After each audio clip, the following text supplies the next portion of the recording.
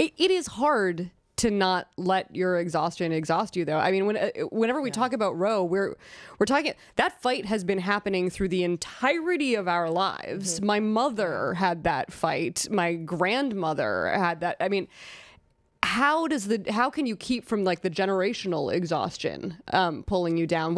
How do you keep going in the hopes that your daughter doesn't have to have this fight? That's the answer, isn't it? Right? Like, I look at my children, and I, to quote Jim Kim, optimism is a moral choice, right? Every day I make the moral choice to be optimistic, that my efforts and my energies, particularly when I am fortunate enough to be in partnership kind of with fellow travelers, hopefully will make a difference. Yeah.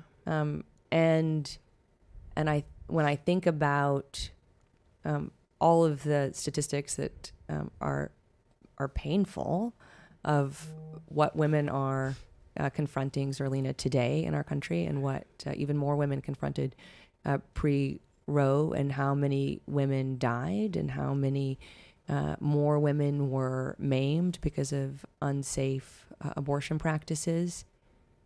We just can't go back to that. Like, that's unconscionable to me.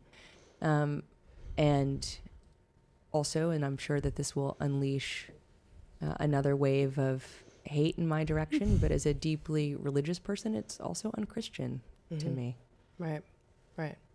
Well, you handle the hate pretty well. No, it's true. There's been a lot of it around this issue. Well, there's definitely. I think this more. is the one issue. I mean, I talk to even reporters I've been who called a cover Nazi. just healthcare all the time. Right? They get the worst hate. It's the anti-choice folks are really some of the ugliest, and gun lovers. Yeah, right. Too. I've been compared to slave owners and Nazis in the last couple of months. Oh, delightful. So, just because you want women to have access to healthcare. Well, and because I've had the temerity, as the Supreme Court did in 1992 in Planned Parenthood v. Casey, to point out that our ability to participate fully in our society, including economically, hinges on our ability to be able to make choices for our bodies and our families.